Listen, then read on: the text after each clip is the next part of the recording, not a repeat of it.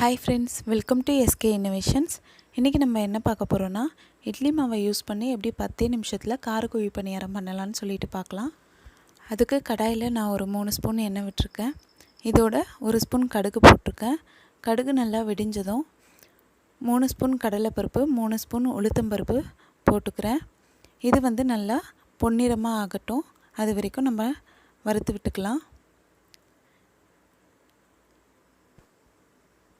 அடுத்து ஒரு 4 பச்சை மிளகா, 3 மீடியம் சைஸ் வெங்காயம் கட் பண்ணி வச்சுருக்கேன். 2 மீடியம் சைஸ் கேரட் துருவி வச்சுருக்கேன்.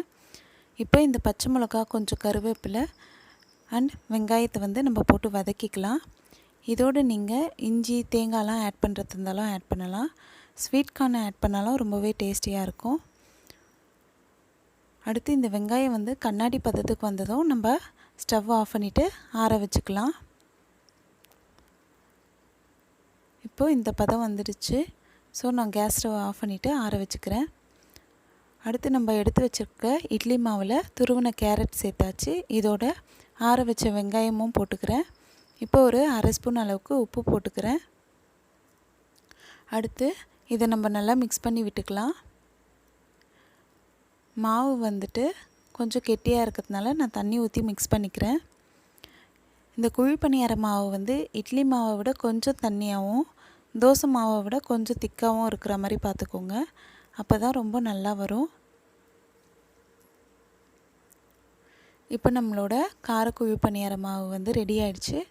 நம்ம பணியாரக்கல்லை சூடு பண்ணிவிட்டு எண்ணெய் விட்டுட்டு அதில் மாவை எடுத்து ஊற்ற ஆரம்பிச்சிடலாம்.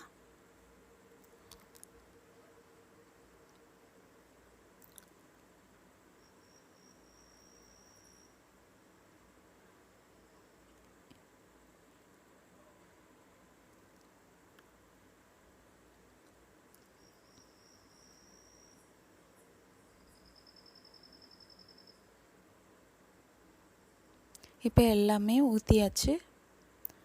இதை நம்ம மீடியம் ஃப்ளேமில் வச்சு ஒரு லிட்டு போட்டு மூடிக்க போகிறோம்.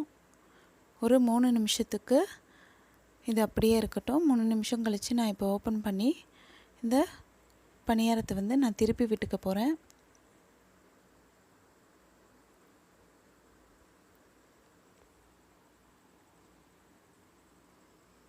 இப்போ எல்லாமே திருப்பி விட்டாச்சு.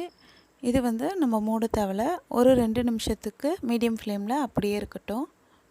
இப்போ 2 நிமிஷம் ஆயிடுச்சு. நம்மளோட பணியாரம் ரெடி ஆயிடுச்சு. இதை நம்ம ஒரு தட்டில் வச்சு சர்வ் பண்ணிக்கலாம்.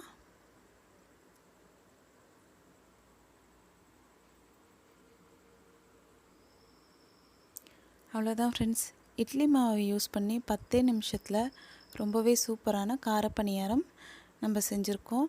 இந்த வீடியோ உங்களுக்கு பிடிச்சிருந்தா லைக் பண்ணுங்கள், உங்கள் ஃப்ரெண்ட்ஸோடு ஷேர் பண்ணுங்கள் அண்ட் எப்படி இருந்துச்சுன்னு கமெண்ட் பண்ணுங்கள். நம்ம சேனலை மறக்காமல் சப்ஸ்கிரைப் பண்ணுங்கள். தேங்க்ஸ் ஃபார் வாட்சிங் ஃப்ரெண்ட்ஸ்.